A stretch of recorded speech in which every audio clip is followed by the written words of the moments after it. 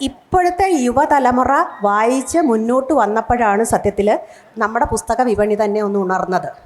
നമ്മുടെ ചെറുപ്പക്കാരാണ് ഇവിടെ ഇരിക്കുന്നതിൽ.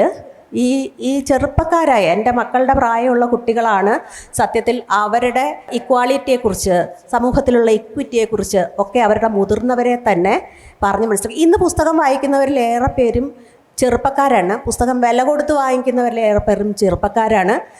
ഈ പ്രായമുള്ളവരാരും വായിക്കുന്നില്ല. അവരൊക്കെ പറയുമോ ഞങ്ങൾ മുകുന്ദനെ വായിച്ചിട്ടുണ്ട്, MD വായിച്ചിട്ടുണ്ട്, അതൊക്കെ മതി, അതിനേക്കാൾ വലിയ സാഹിത്യമൊന്നും ഇല്ല എന്ന് പറയും. പക്ഷെ അങ്ങനെയല്ല.